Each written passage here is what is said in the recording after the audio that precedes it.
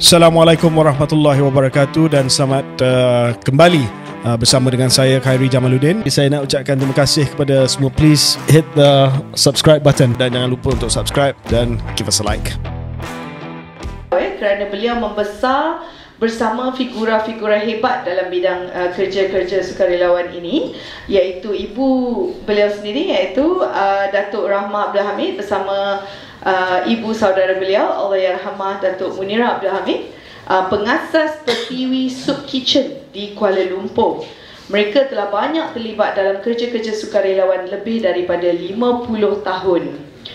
Ketika beliau menjadi Menteri Kabinet, YBKJ sendiri banyak bekerjasama dengan pelbagai NGO untuk memperkasakan lagi komuniti-komuniti dan kerja-kerja sukarelawan di seluruh negara. Terima kasih YBKJ for coming. I heard you're a bit unwell, alright, but thank you for making it. Okay, so saya kenalkan pula panel yang kedua.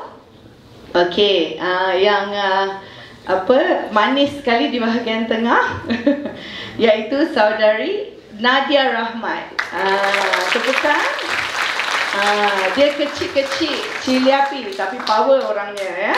Dilahirkan pada 16 April 1988 di Kuala Lumpur. Bergraduat sebagai Certified Accountant Technician CAT ACCA UK dari Universiti Teknologi Mara pada tahun 2008. Beliau pernah berkhidmat di dalam bidang kewangan bersama-sama pelbagai syarikat konglomerat swasta selama 4 tahun selain daripada turut melibatkan diri dalam digital marketing dan juga media sosial. Oleh kerana minat beliau yang mendalam, beliau telah mula menyertai misi kemanusiaan bersama pelbagai NGO seperti My Corps Malaysia di bawah Kementerian Belia dan Sukan, Kementerian YBKJ juga, Malaysia Lifeline for Syria atau MLLS, sekarang dikenali sebagai Malaysia for Syria, Global Peace Mission Malaysia dan macam-macam lagi. Antara pencapaian beliau adalah beliau pernah menjadi Ketua Misi Bantuan Musim Sejuk MLLFS pada tahun 2017. Pada tahun 2018 beliau telah menubuhkan NGO beliau sendiri bersama-sama rakan-rakan seperjuangannya iaitu My Hope Hero untuk mengembangkan lagi misi-misi kemanusiaan ini. Baik, terima kasih saudari Nadia. Saya panggil Nadia lah ya. Okey, lebih mesra. Nadia ni sebenarnya junior saya di sekolah SMK Section 9, insya-Allah. Go Niners. Yang di live tu ada ramai Niners yang sedang menonton. Okey, biasalah semangat sekolah sikit kan. Okey, yang ketiga, dah ke depan dah tu. Ini juga figura yang tidak perlu diperkenalkan lagi kerana sangat-sangat famous, iaitu saudari Farah Fauzana Muhammad Fazil atau lebih dikenali sebagai Fafau. Hari-hari dengar tak dia dekat radio?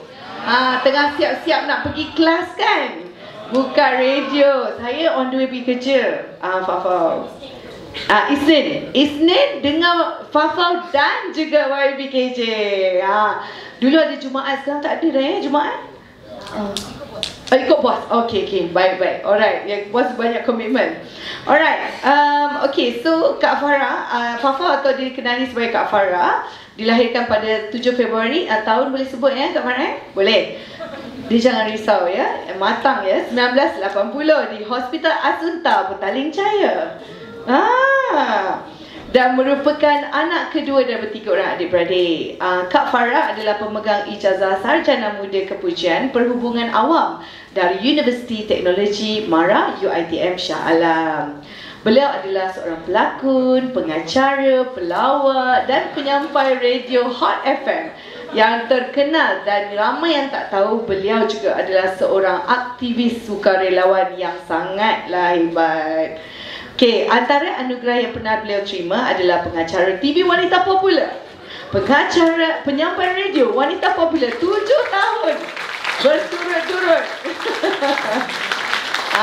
Jadi orang nak kata pengaruhnya hebatlah. 7 years in a row, okey. Okey, dari sisi kerja-kerja kemanusiaan, Fafau banyak menyertai tim-tim aktivis kemanusiaan ke merata dunia ya. bersama-sama rakan artis yang lain, NGO lain, termasuklah ke Spain, Malawi bersama-sama dengan Malaysia Lifeline for Syria, dan juga turut bergiat aktif bersama My Hope Hero sejak awal penubuhannya. Dan juga pasti banyaklah cerita pengalaman-pengalaman Kak Farah yang boleh dikongsikan pada kita pada hari ini InsyaAllah. Okey. So tanpa membuang masa lagi, kita akan mulakan sesi kita yang pertama dengan soalan kepada panel kita, iaitu host bersama kita juga pada hari ini, iaitu Saudari Nadia. Boleh? Okey? Alright. Okey, Saudari Nadia, ataupun kita mesra dipanggil Nadia. Okay, so dari profil yang saya terima kan, daripada masa kita nak start hari tu ada proposal, profil semua kan, kita pun baca lah, Masya Allah banyaknya kerja-kerja yang telah dilakukan oleh My Hope Hero. Jadi tapi ramai di sini yang tak kenal kan? You all pernah dengar tak My Hope Hero? Tak, hari ni first time ya? Itu tujuannya kita bawa ke universiti-universiti supaya ramai lagi anak-anak muda seperti kalian boleh join My Hope Hero. Okay? Alright, so boleh tak Nadia mulakan sesi kita dengan ceritakan sedikit latar belakang diri dan My Hope Hero. Silakan. Bismillahirrahmanirrahim. Assalamualaikum warahmatullahi wabarakatuh. Untuk saya memperkenalkan diri saya, kalau secara macam ni takut orang boring, orang tak kenal kan. So saya ada slide sikit lah, tunjuklah gambar so that you guys akan seronok sikit lah kalau tengok. Wow. Yes. Okay, so buat saya nak nampak, sorry. Cut, sorry ya. Alright, saya Nadia Rahmat, saya asal Shah Alam. Daripada saya umur setahun sampai saya punya first job, saya memang kat Shah Alam je. Sekolah UiTM Shah Alam, first job pun Shah Alam. Saya tak keluar-keluar sih. Tak keluar. Adik-adik saya semua keluar. And then saya belajar CAT ACCA. Saya aktif dengan sukarelawan masa universiti lah, tapi biasa-biasa je lah, bila orang kata ada program mungkin join macam tu je. Saya adalah Top 10 Volunteer Award. Saya terima award ni pada tahun 2016. Dan saya sekarang adalah Ambassador Alumni Fakulti Account UiTM. Okay, saya seorang yang aktif daripada sekolah. Kak Sarah kenal kot saya, KRS. Tak duduk kelas lah, saya suka duduk luar buat aktiviti. Saya suka travel. Usually bila saya travel, saya suka cari tempat yang orang jarang pergi, and saya bawa some tidbits untuk cari budak-budak. Saya pernah ke Ladakh. You pernah dengar Ladakh? Ke utara India. Kalau you tahu cerita Three Idiots lah, kat situ saya pergi. Three Idiots tahu. Alright. First job saya di Serabos Shah Alam, Bukit Jelutong, company kilang yang jual chicken essence, Inner Shine. So team saya Chinese, all Chinese, saya seorang je Malay dalam finance team. My boss Mr. Lu, and then they migrated to Australia. Saya still keep in contact dengan dia sampai sekarang. Dia akan wish saya Hari Raya, saya wish dia Chinese New Year. Gambar saya jumpa dia tu di Melbourne masa saya ada rescue bushfire Australia sebelum COVID. And then ni saya, selepas tu saya rasa saya kena keluar daripada Shah Alam. So saya kerja dengan Tabung Haji Hotel. Saya kena keluar. Kita nak komplasen sangat kan. Bila you terlampau selesa kan, balik rumah dah 15 minit je.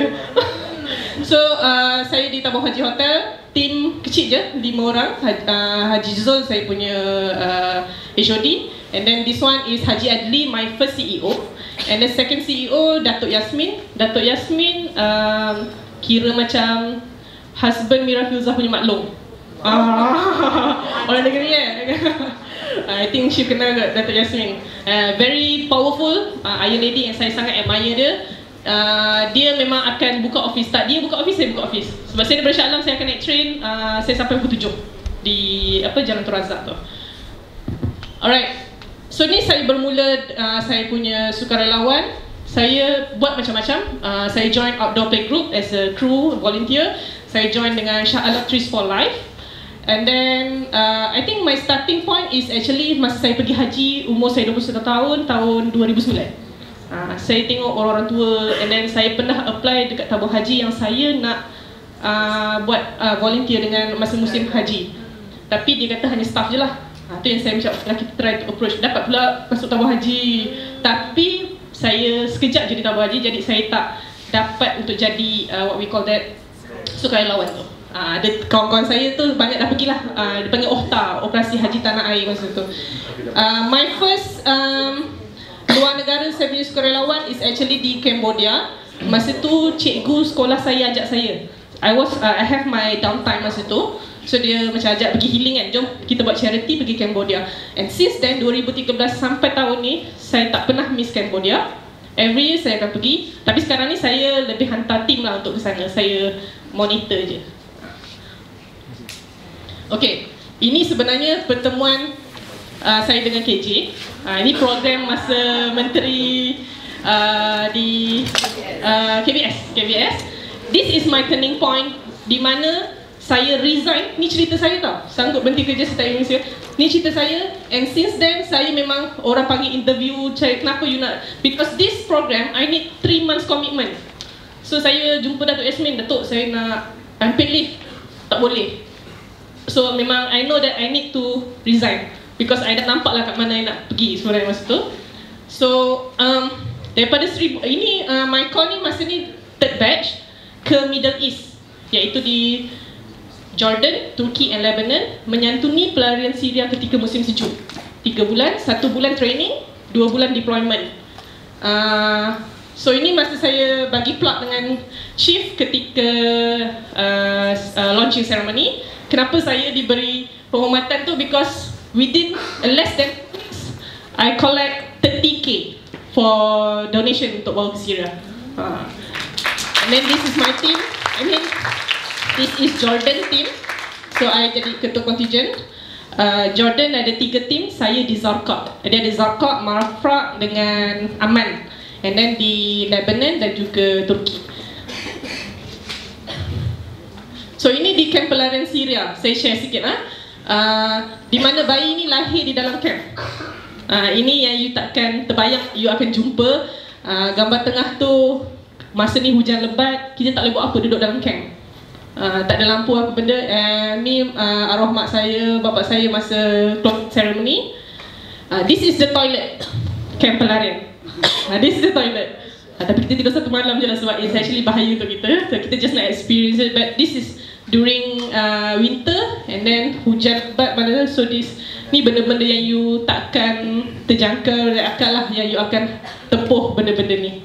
Ni memang mindset you kena prepare betul-betul.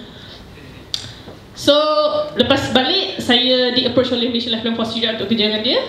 Dan saya dengan husband saya, kita banyak handle team untuk ke mission. Dan salah satunya kita buat, kita raikan kita punya perkahwinan di Gaziantep, Okilis, I remember. Kita sambut dengan pelarian Syria. Because Michael kenalkan saya dengan Syria. Husband saya sebelum tu dah pergi dah during peak time bombing semua. So dia dah memang dengan Syria. In fact dia dah pergi jumpa macam nak meminang orang Syria dah. Dia ada cerita lain. So kita sambut, and then alhamdulillah it was a very memorable day. And you boleh tengok cerita ni dekat Misi K, kat YouTube you type je Misi K. Ada dokumentari kita buat mission, and then kita sambut kita punya celebration. And then kita 2008 dalam masa setahun I resign, and then my husband pun resign, and to work My Hope Hero. Kalau you tengok My Hope Hero, actually dia punya logo macam sayap kan. I suka aviation. You tengok kan tadi I bawa Cessna. I suka aviation because my father was a pilot before. So sayap ni melambangkan actually we going round the world lah. Kita akan membantu seluruh dunia. Dan kita punya slogan is everybody is a hero. Di mana orang selalu tengok kita yang buat kerja ni, NGO ni, macam hero lah. Oh pergi bagi bantuan. Contoh kalau pergi Palestin kan, oh hero dengan keadaan bombing ni.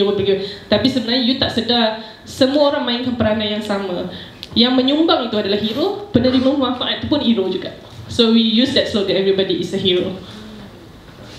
So ini part of My Hood Hero punya yang kita dah buat lah. Banjir, COVID, recently dekat Turkey punya earthquake kita pergi, and we collaborate with our partner. We have our partner friends from Indonesia, Hands Foundation. We welcome them. So insyaAllah, currently we are going for a campaign for Palestine, and kita pun baru hantar masuk di Gaza satu truck air together dengan Hands Foundation. In between nak bagi pun, you know, dengan keadaan bombing tu pun kita punya ground partner 2 orang syahid. Susah kan, tapi kita try to contribute juga wherever we can. So insyaAllah, doakanlah next we will go to Lebanon sebab pun di bombing juga. So we are trying to go to Lebanon maybe, insyaAllah. That's all about me. Thank you so much. Very nice presentation for an introduction untuk kita kenal. So datang terbuka tak minda dan hati? Kita akan semakin mengenali apa yang mereka lakukan sebagai sukarelawan, ya. Okey, kita beralih dulu kepada Kak Farah, boleh? Okey, KJ boleh rest sebentar. Alright, so Kak Farah adalah antara selebriti yang sangatlah aktif bergiat dengan sukarelawan, bersama-sama dengan saya rasa Heliza, kan? Ada ramai lagi lah. Saya selalu tengok kadang-kadang you all invited dekat Meletup, kan? So inspirational. So tapi Kak Farah juga bersama-sama dengan My Hope Hero. So macam mana Kak Farah mula dan kenapa My Hope Hero? Okay, terima kasih Dr. Sarah, Dr. Farah, Dr. Brandon. Okay, sebenarnya saya jadi volunteer ni sejak zaman sekolah. So macam biasalah kita kalau jenis yang okay, siapa nak volunteer buat ni? Saya adalah antara orang yang nak keluar kelas. Siapa tak nak keluar kelas? That's why I like to volunteer to do apa-apa saja yang your cikgu suruh buat. So dan diikuti dengan aktiviti di UiTM, dan ketika saya bekerja, saya didedahkan di setiap syarikat kita ada CSR program. Yang mana bila kita buat CSR program ni, kita akan menyantuni lah pelbagai rumah ke, pelbagai aktiviti dan sebagainya. And then benda tu yang membuka mata saya lah. Maknanya kita boleh buat lebih. Walaupun kita rasa macam alah, student-student kita orang belajar tak kena dengan apa yang kita nak salurkan dan nak berikan bantuan. So as what My Hope Hero sharing, everyone is a hero. Everyone boleh jadi sukarelawan. So saya juga merupakan, selain daripada apa yang dikatakan oleh Dr. Sarah, saya juga adalah pengacara Nona di TV3. Ya, jangan paksa saya buat catwalk, susah. Alright. So bila saya mengacarakan Nona, saya memang banyak juga didedahkan, dan ketika saya menjadi pengacara Nona, saya berkesempatan pergi ke Gaza. Alhamdulillah. So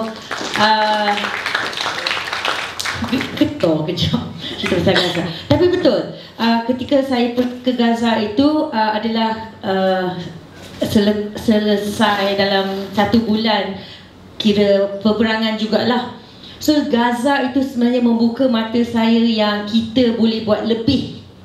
So bila saya jadi seorang pengacara, bila saya bekerja, seorang yang bekerja berhenti kerja, bila saya menjadi pengacara, penyampai radio, kekangan saya untuk menjadi sukarelawan itu terhadlah. Tapi saya akan pastikan at least sebulan sekali, 3 bulan sekali, saya akan buat benda-benda yang relate dengan all this kind of program. So bila saya di Gaza, saya lihat mereka menerima orang kata bantuan tu dengan penuh hati terbuka.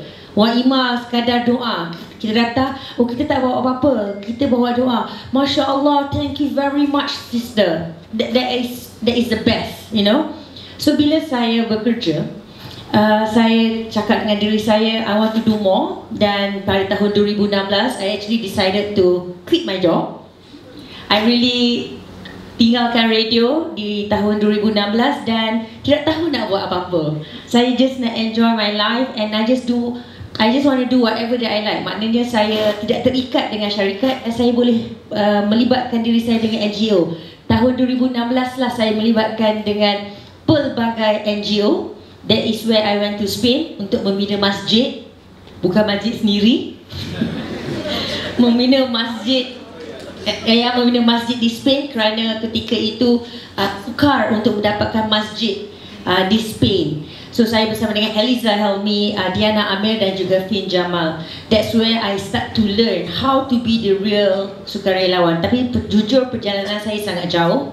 And then after that, saya melibatkan diri dengan NGO yang lain. That's where saya berkesempatan pergi ke Malawi, Afrika. Yang mana kalau kita sebelum ni sibuk memberikan bantuan untuk peperangan, manakala di Malawi, Afrika is all about water. Keadaan sangat bersih di Afrika itu kita tak terfikir. Bersihnya di Afrika bukan disebabkan mereka pembersih, tetapi tidak ada benda nak dibuang. Tahap itu, there's nothing to throw. So itu dia bersih. So memberikan pengalaman yang berbeza. Dan kemudian saya ke Syria bersama dengan tim Malaysia for Life dan juga My Hope Hero. My Hope Hero, kenapa saya bersama dengan sebab awal-awalnya Nadia ada di dalam picture ketika saya di Syria. Dan saya lihat cara untuk kita bekerja ni sebenarnya buat kata Nadia, in order for you to be a sukarelawan, it's not about you kenal orang, it's about what can you help. Kalau anda seorang yang suka fotografi, angkat tangan. Semua suka selfie, angkat tangan. Gila tak suka? Angkat tangan siapa suka ambil gambar? Okay, good. Siapa pandai masak? Bagus. Okay, siapa pandai? Okay lah dalam bawa kereta, serius. Okay, gang. Bagus. Tolong pastikan manual ya. Dekat tempat-tempat itu semuanya manual, tidak ada auto ya? Lepas okey, siapa kat sini pandai suka dengan budak-budak? Bagus. Siapa kat sini pandai melayani orang tua? Masya Allah, menantu yang hebat. So basically kita punya own skill ni ada banyak kegunaan dalam sesebuah NGO. That's the best part, Dr. Chief. Bila kita rasa macam alamak, I don't know what to help lah, I don't know what I can do. Then I join activity di Syria. That's where I know, saya tahu saya punya skill adalah menyantuni orang-orang tua. Saya memang kalau letak orang tua kat situ, pandai lah saya handle. Nampak menantunya hebat? Belum lagi. Okay. Rugi. Okay, lepas tu then I realise also I'm good with ada lampu, ingatkan tak ada tadi. Nampak tu bercahaya. Saya good with driving sebab saya memang boleh drive apa-apa kereta manual. Yep, pasti. That's where kita develop kita punya skill.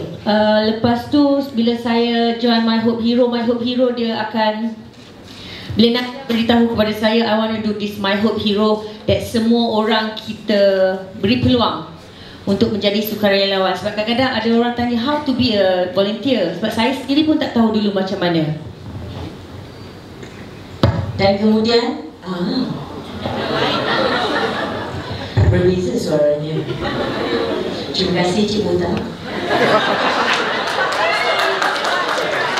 Cik Ustaz lah. Sorry lah, kita orang mana-mana pakai botak. Abang B, thank you Abang B. Okay, bila saya buat volunteer ni, satu yang saya nak kongsikan, jangan ikut kawan. Kalau you nak tunggu Nadia nak tunggu you, I nak tunggu Cik nak tunggu Dr. Sarah, kita tak akan buat. Just to let you know, saya banyak buat aktiviti NGO seorang. Saya pernah ke Kelantan, Nadia tunggu di Kelantan. Nadia ingat saya datang dengan entourage ramai-ramai. Farah Fazal nak datang, tunggu ke airport Kelantan. 2 kereta, tak, saya datang seorang. So, lepas tu saya yang drive. Tak payah awak dah penat dulu makan. So, seperti yang saya katakan, tak perlu tunggu orang untuk join and be a volunteer. Kalau kawan-kawan ni tak nak, it's okay. So kalau nak beritahu kepada kawan-kawan, sebenarnya saya melihat orang buat. In order for us to ajak orang, kita buat dulu. So sebab itulah saya berkesempatan bila saya buat dulu, saya dapat ajak kawan-kawan saya yang lain. That's where Zara Zia come in the picture, Jihan Musa, Sheila Hamzah. Sebab diorang dengar, diorang support di belakang, tapi diorang tengok, oh buat macam gini. That's where diorang nak experience. Diorang experience, benda tu lagi ramai kita boleh ajak. Kita punya awareness. Sometimes kita tak ada benda untuk turun padang, tapi kita punya skill sebagai hackers, contoh kita spread our skill tu dengan info-info dekat social media. Itu adalah salah satu cara untuk anda jadi sukarelawan.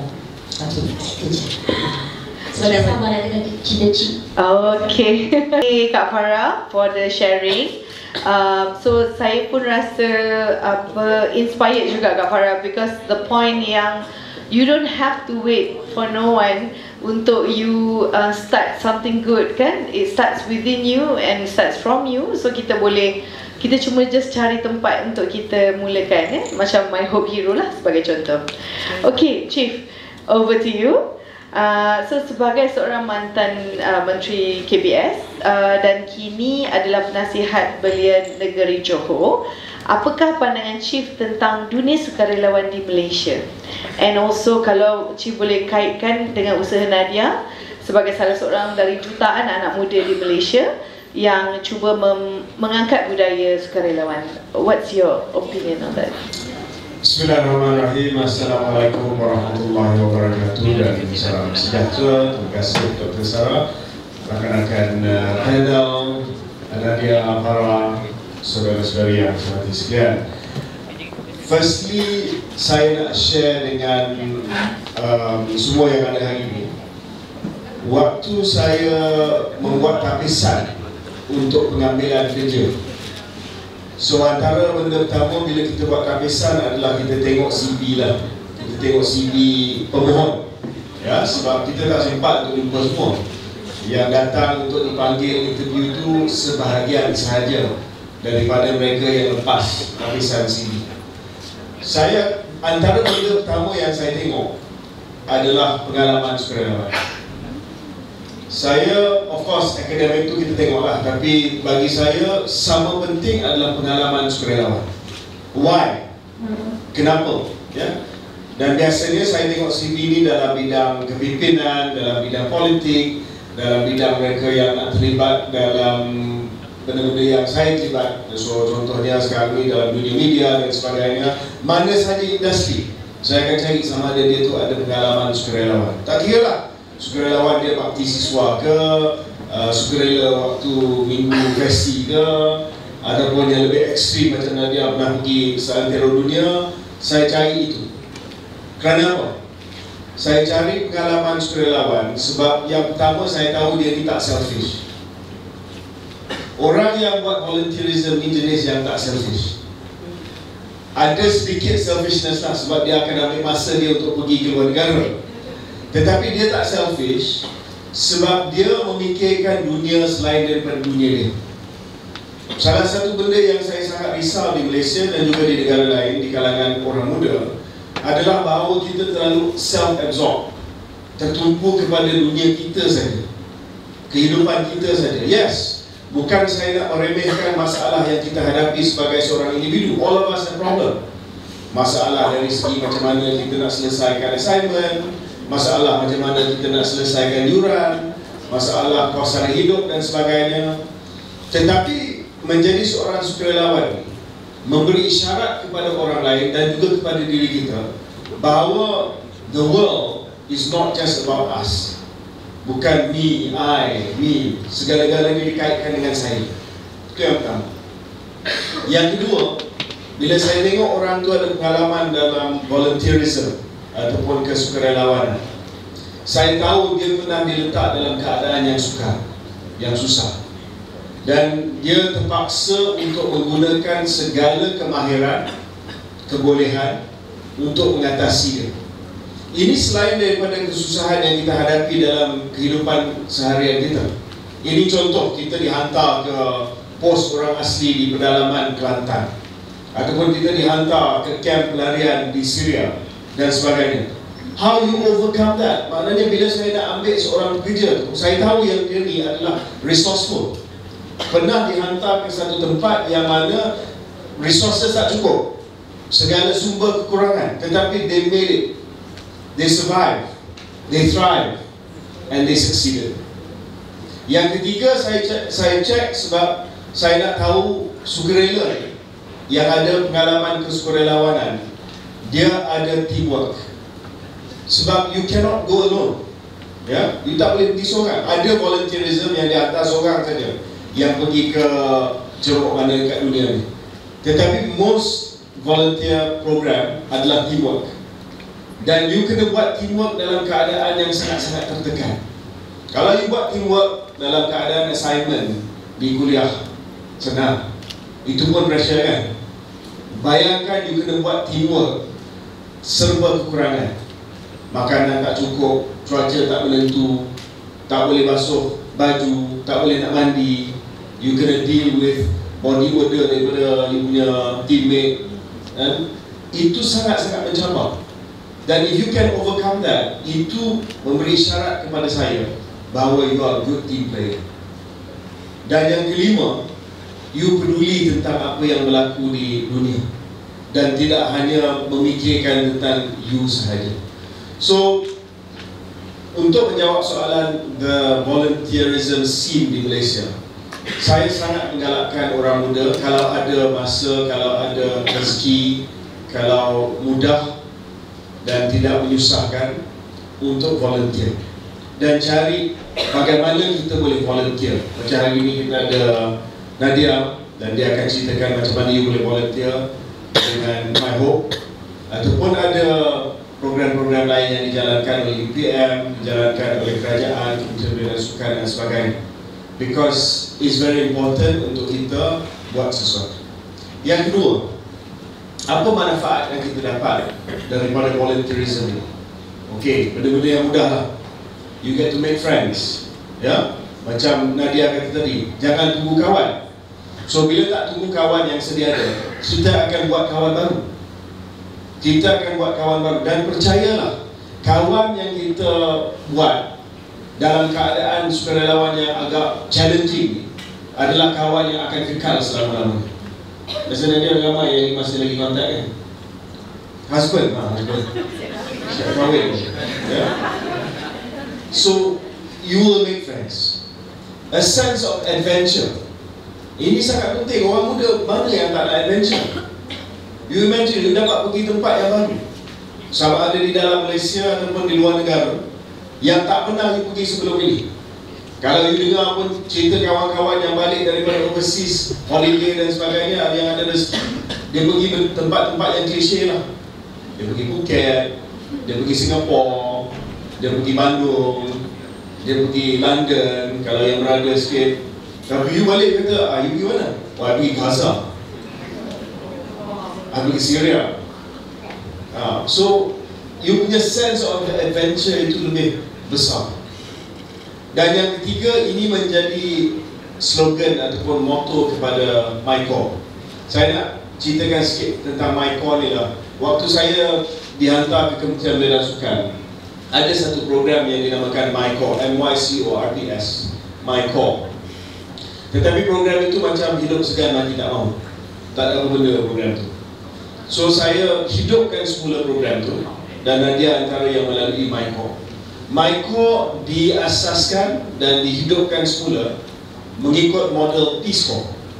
Peace Corps ini satu program yang dibuat di Amerika Syarikat, di mana orang muda, sama ada mereka yang masih di sekolah ataupun masih di universiti ataupun sudah habis tamat universiti, dihantar, kalau Peace Corps selama 2 tahun, untuk menjadi guru bahasa Inggeris contoh, untuk menjadi seorang jurutera sukarela, untuk membina telaga, membina bangunan di seluruh dunia. So I said to myself, kita nak buat macam itu untuk Malaysia. Tapi saya tahu kita tak boleh buat selama 2 tahun. So kita buat 3 bulan sahaja. Nadia dihantar ke Lebanon, Jordan. Ada yang dihantar ke Cambodia, ada yang dihantar ke Bangladesh. So kita cari tempat-tempat yang sangat-sangat memerlukan dan challenging. untuk kita hantar sukarela MyCon. Bila saya fikir apa slogan yang kita nak guna pakai untuk MyCon, saya ilhamkan slogan Changing Lives, mengubah kehidupan. Changing lives, mengubah kehidupan sukarela itu sendiri. Sebab I believe siapa-siapa yang melalui MyCon selama 3 bulan, it will change their life.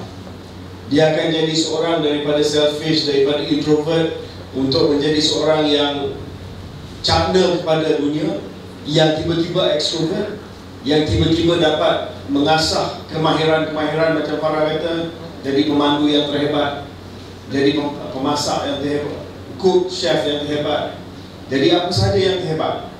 Dan changing lives, mengubah kehidupan untuk mereka yang kita sentuh. Bayangkan di Cambodia, kita pergi ke sana dan kita telah membina sebuah tadika Changing Lives untuk kanak-kanak kecil yang ada di Cambodia.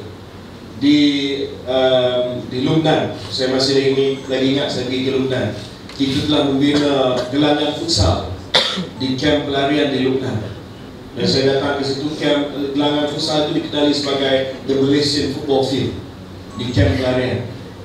Walaupun ialah gelanggang biasa, tetapi dapat sedikit sebanyak memberi keceriaan kepada pelarian-pelarian di sana. So I said changing lives. Itu menjadi motto, changing your life and changing the life of others. Dan last, Dr. Sarah, why perlu kita ambil peduli tentang apa yang berlaku di seantero dunia. Sebab ramai yang kata pada saya waktu saya minta bajet untuk menghantar anak-anak muda Malaysia ke Cambodia, ke Lubnan, ke Syria, ke Turki dan sebagainya, ramai yang kata, oh, di Malaysia pun masih ramai yang miskin, masih ramai yang mundur, masih banyak kawasan-kawasan pedalaman yang memerlukan pembangunan. Pertamanya saya kata MyCon ini dia ada dua. Dia ada misi dalam negara dan misi di luar negara. Dan kedua, tidak semestinya kita ada masalah di dalam negara, tetapi kita tidak menjadi sebahagian daripada dunia, komuniti antarabangsa, untuk membantu orang yang mungkin lagi teruk daripada kita. Dan saya bagi contoh, siapa tahu negara Kongo? Kongo di benua mana? Mana? Afrika. Kongo ni, dia merdeka pada tahun 1960. Tetapi sebaik saja mereka merdeka, jadinya perang saudara di Kongo, Civil War. Maknanya antara satu sama lain dia membunuh orang Kongo antara satu sama lain. 1960. Pada waktu itu, untuk mencari kedamaian, Pertubuhan Bangsa-Bangsa Bersatu United Nations telah menghantar pasukan pendamaian ke Kongo pada tahun 1960. There was a war in Congo. The UN terpaksa masuk untuk menghantar peacekeeping force. You tahu tak antara negara yang telah menghantar askar ke Kongo pada tahun 1960? Negara Malaysia. Melaya pada waktu itu. 3 tahun selepas kita merdeka. You bayangkan betapa miskinnya Melaya pada waktu itu. Pembangunan tidak ada. Bangunan macam KLCC tak ada. Universiti-universiti yang canggih tak ada. Tetapi Tuan Rahman dia hantar juga 3,500 askar Melayu ke Kongo pada masa itu. Sebab dia percaya bahawa we must be part of the international community. Saya selalu teringat cerita tu bila almarhum Tengku hantar askar kita ke Kongo, negara yang miskin, negara yang tak ada apa-apa, 3 tahun baru merdeka, tapi sanggup menghantar askar kita ke Afrika, ke Kongo untuk tugas keamanan. Dan ingat fakta ini, daripada hampir 200 negara yang menjadi ahli kepada Pertubuhan Bangsa-Bangsa Bersatu United Nations, antara negara yang paling banyak menghantar askar untuk misi pendamaian, number 25, nombor ke-25 dalam tangga negara-negara yang banyak menyertai misi keamanan adalah Malaysia. Negara yang kecil, kita bukan negara yang besar, tapi when the international community calls upon Malaysia untuk membantu di mana saja, walaupun kecil, walaupun tidak ada sumber yang besar macam negara-negara kuasa besar. We go and we help. So I want you to go and help. Macam Nadia buat, macam Michael buat. This is DNA Malaysia. Di mana saja orang memerlukan, kita akan pergi. Thank you so much, Chief. Chief ni ada satu magic power iaitu inspiring.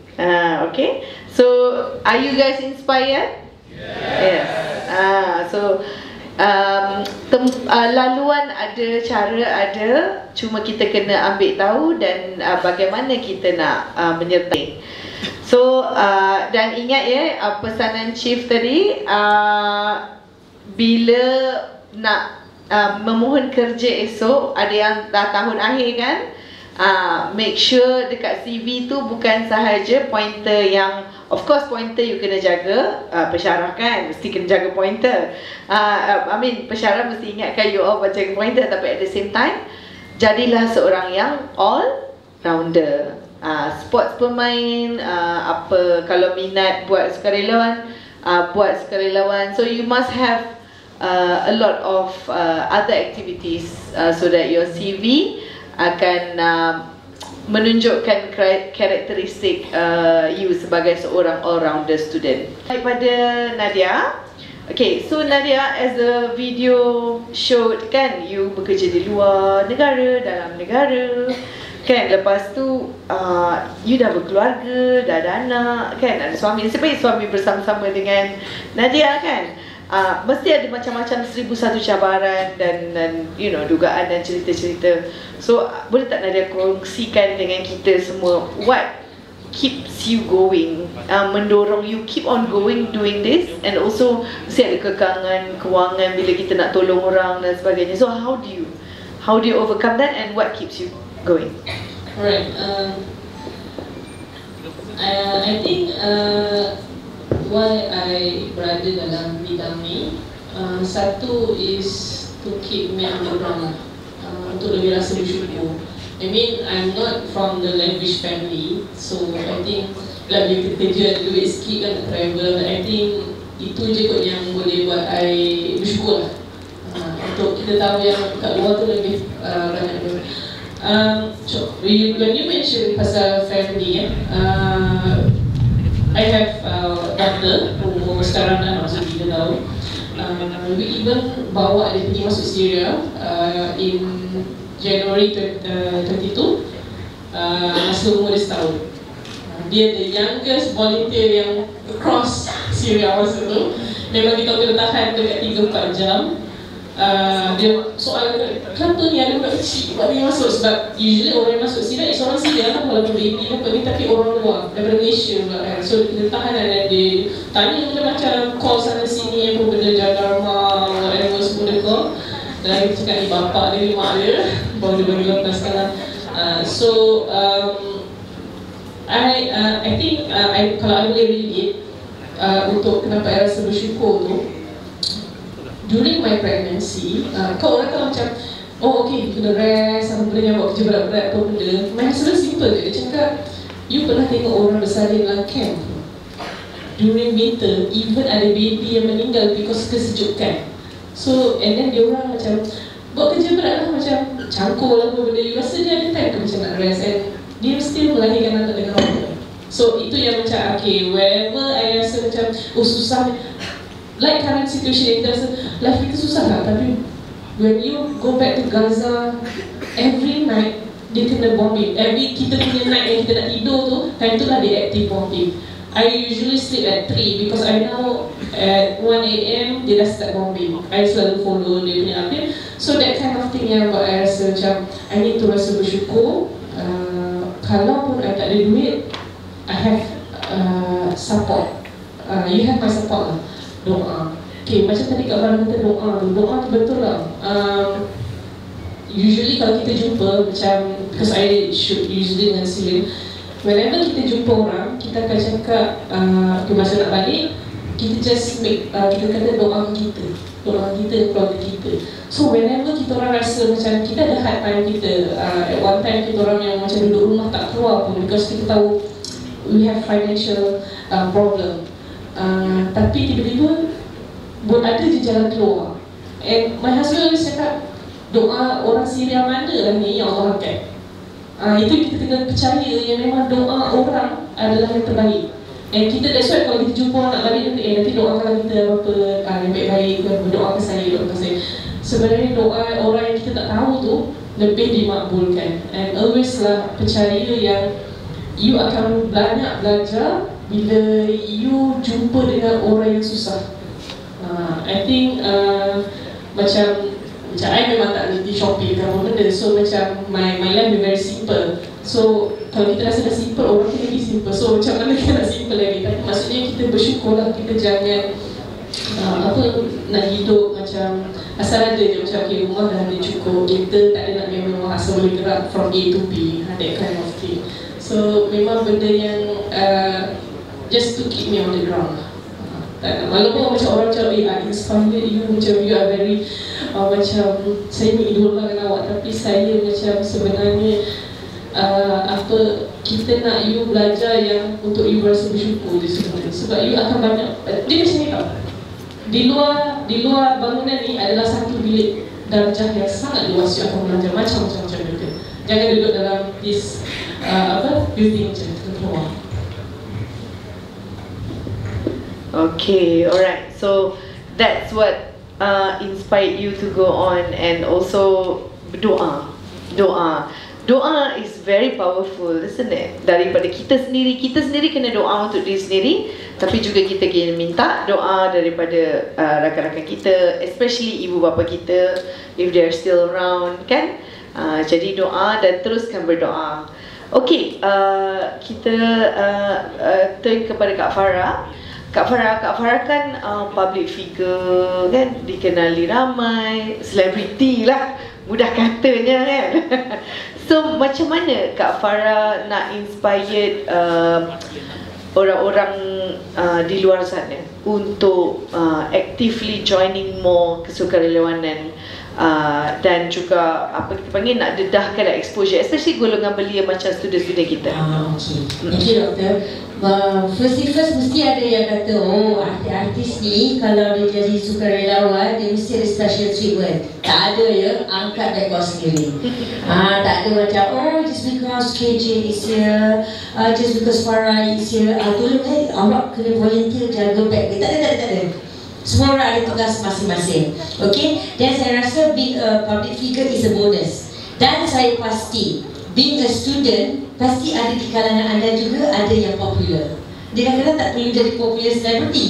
Dia kadang-kadang dalam influencer sekarang ni lagi ramai.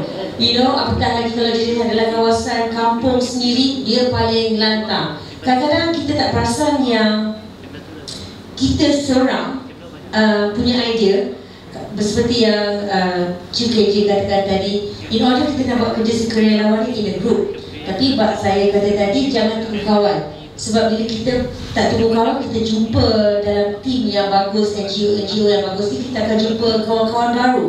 Okay? Dan kita kadang-kadang boleh initiate sendiri, tak perlu jauh-jauh. Sebab ada yang kata, alah sukarelawan ni sibuk dekat luar negara, tapi dekat kawasan dom sendiri pun tak bantu. Tolong turun ya gotong royong hari Sabtu ni, surah buat dia. Memang aku angkat tangan. Malu But yeah, I mean, I do the same last time. Kita kadang-kadang sibuk nak yang besar-besar. We start from small. Daripada keluarga kita dulu dengan kawan-kawan sekeliling, kemudian kita berbesarkan, kita bercircle. And that's the best part bila kita buat sukarelawan ni. Saya rasa bila kita ada advantage. Okay?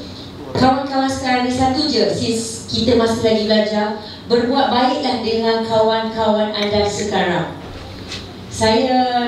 Bila saya fikir, bila saya dah kerja, saya dah latih nasib baiklah jenis yang kat universiti dulu, tak gaduh. Kita tahu perempuan dia, lelaki je macam sorry I don't friend with you, no. We in same faculty, ada fakulti kita berkawan kerana apabila kita masuk dalam working field, kita akan memerlukan bantuan itu. Nak pula, you just imagine when you have a good reputation among your friends, you dah kerja nanti, bila you jumpa balik, hey Dr. Sarah, ya dulu kita suka kau. Macam mana anak tak tolong? Sedangkan I ni NGO, anak pergi minta jumpa Dr. Sarah ni duit ni. Tapi disebabkan dulu gaduh time universiti, Dr. Sarah pun pada kau macam tu je. Yes, Farah. Get it what I'm saying? Kan? So maknanya dan universiti ni lah, ketika inilah sebenarnya kita nak dapatkan connection. Kabel-kabel kita sekarang ni, contoh macam saya ada kabel baru, dalam masa 5-10 tahun kabel saya kuat. Contoh. But yeah, that's the best part. Bila kita rasa kita dah ada good connection dan kita dikenali di kalangan kawan-kawan kita dulu, cukup. Apatah lagi kalau ada rezeki nanti mungkin ada dikenali di dalam akademi. Tak semesti jadi artis. Bila kita jadi personality dalam bidang masing-masing itu pun dah cukup hebat sebenarnya. Gunakan that connection. Dan saya nak kongsikan sedikit bila saya berkesempatan pergi ke Gaza. Just some kata experience lah. Saya menjadi pengacara Nona. Ada tonton Nona TV3 2 petang di TV3. Hari Ahad kan. Pengacara tengoklah meletup. Mak Doraemon pun tak tengok ke? Tengoklah. Boleh tengok dekat YouTube. Okay. Betul, generasi kita. Yes. Nona is a women's program. Dia sangat very informatif lah. Sekarang pengacara dia Amira Rosli, sebelum ni Mira Filza. Lepas tu kita ada Vanina Imran, Maya Karim, Nilofa, tiba-tiba Farah Mozana. Macam tak kena, tapi tak apa.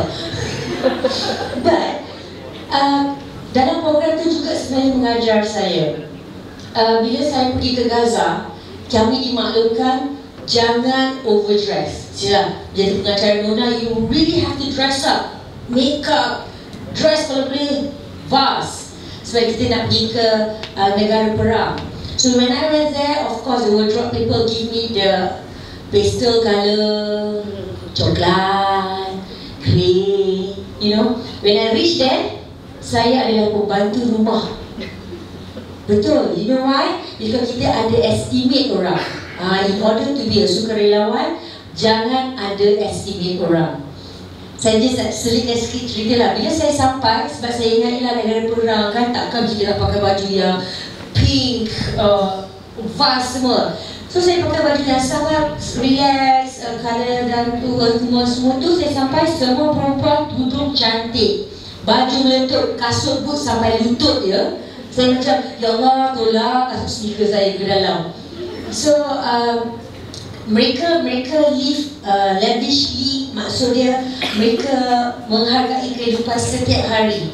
So saya berkesempatan tanya kepada kawan-kawan kami di Gaza, hebatnya kalian ni, macam tak ada apa yang berlaku.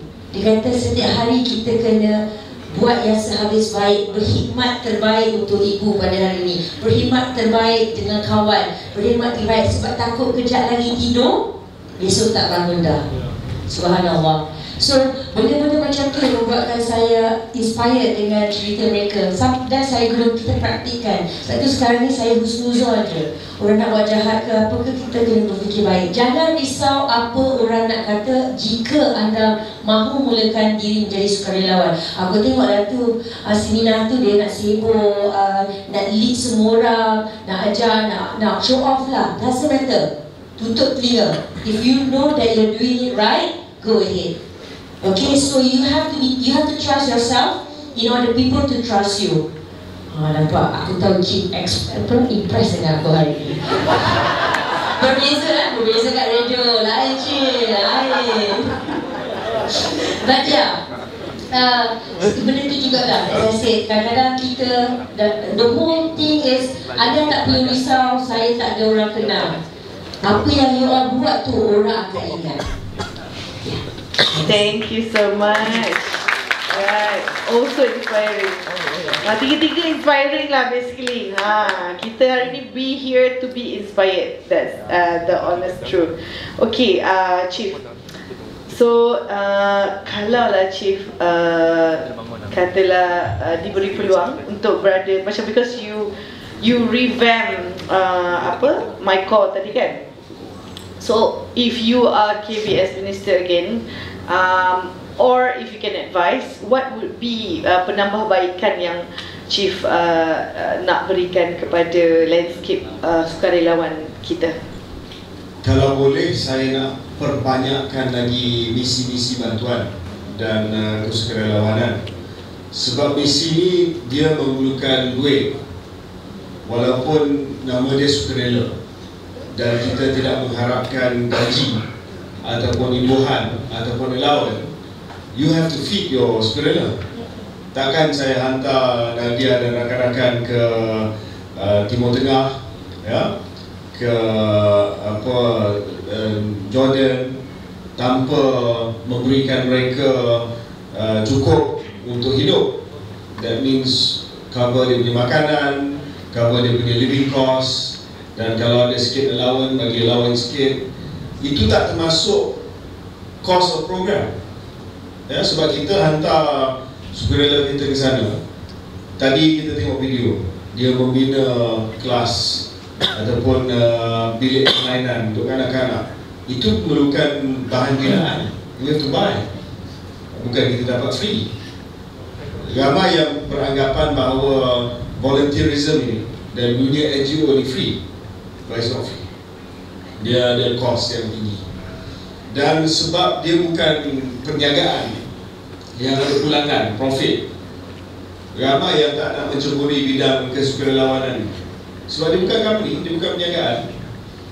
What you spend, you tak dapat apa-apa in return apart from pahala and apart from rasa bersyukur dan berterima kasih daripada mereka yang you sentuh, kehidupan yang you telah sentuh. You don't get anything. So bagi saya yang penting adalah kita sediakan peruntukan. In fact, kalau boleh, kita, sebab sekarang ni hangat di pasaran perbincangan berkenaan dengan PLKN, ya, PLKN. Saya selalu berpendapat bahawa kalau PLKN ini ada lebih banyak elemen kesukarelawanan, lagi bagus. Kalau kos dia tak terlalu tinggi lah. Okey, you nak kawat. You nak ada satu hari pegang senjata. Tapi saya rasa pengajaran yang lebih besar akan diperolehi bila hantar mereka ke lapangan untuk membuat community project ataupun perkhidmatan community bersama dengan masyarakat setempat. Saya rasa pulangan yang dia akan dapat dari segi pengalaman, dari segi semangat, dari segi nilai perpaduan akan lebih tinggi. So bagi saya, bila kita selalu fikir nak buat program hidupkan balik PLKN dan sebagainya, kita kena go into detail. Kalau kita buat benda yang sama saja, dia tak akan achieve the objective. Bukan saya kata PLKN ini tak bagus, ada benda yang bagus daripada PLKN yang pas. Tapi bila kita dah melaksanakan satu program itu dah berpuluhan tahun dan dah ada perubahan lanskap dunia, kita kena study balik keberkesanan program itu. So saya kalau diberikan tempat semula dalam kerajaan akan minta supaya banyak lagi peruntukan diberikan, bukan nak bagi duit kepada anak muda, tetapi menyediakan program supaya mereka dapat pergi bukan hanya di dalam negara tetapi juga di luar negara supaya dapat pengalaman yang kita sebutkan tadi. Yang kedua, saya nak melihat banyak lagi program kerajaan melibatkan sukarela beli. Ya, sebab kita membelanjakan banyak di dalam kerajaan untuk segala jenis program, dan kadang-kadangnya saya tak melihat ada elemen volunteerism dalam program kita. Apa contoh dia? Saya tak nak cakap umum saja, saya nak bagi contoh. Ada dua program besar yang saya laksanakan waktu saya berada di dalam kerajaan. Suatu saya ada di Kementerian Belia dan Sukan, selain daripada MyCore, kita berkesempatan pada waktu itu menjadi tuan rumah kepada Sukan C. Saya tak pasti yang ada di sini masih lagi ingat Sukan C atau tidak, mungkin ada di sekolah pada waktu itu 2017. So saya kata ini adalah contoh terbaik untuk kita melibatkan orang awam, terutamanya beliau. So kita tumbuhkan wow factor. Wow factor ni the volunteers for the seniors. Dan saya rasa ribuan yang telah kita latih, termasuk saya rasa di UPM ni. Kita dah guna UPM untuk buat latihan wow factor. Dan mereka lah kalau pergi ke stadium, pergi ke gelanggang, mereka lah yang akan jadi usher, yang akan bawa masuk penonton ke dalam stadium. Mereka lah yang akan menyediakan segala bentuk kemudahan-kemudahan. Tak perlu kita outsource kepada event-event manager sangat. Kita juga sukarela dan kita train mereka. Dan sampai hari ni ada yang datang menyapa saya di jalan, kata saya dulu bawa factor di bawah KK. Yang kedua, pengalaman saya SEA Games kita bawa wow factor. Yang kedua, waktu saya berada di Kementerian Kesihatan, saya nak supaya program untuk kita keluarkan daripada wabak COVID-19 ini melibatkan semua. Sebab kita menderita sekali. Kita semua duduk kat rumah, berkurung sama. Jadi usaha untuk kita nak keluar daripada pandemik ini biarlah atas usaha kerjasama kita semua. Jadi bila saya memulakan proses program untuk memberi imunisasi, vaksinasi kepada rakyat Malaysia, ya, kita tubuhkan apa yang dikenali sebagai PPV. Mungkin mahasiswa hari ini dapat di sekolah kalau dapat vaksinasi remaja pada waktu itu. Tetapi ibu bapa anda semua mungkin terpaksa pergi ke PPV, pusat pemberian vaksin.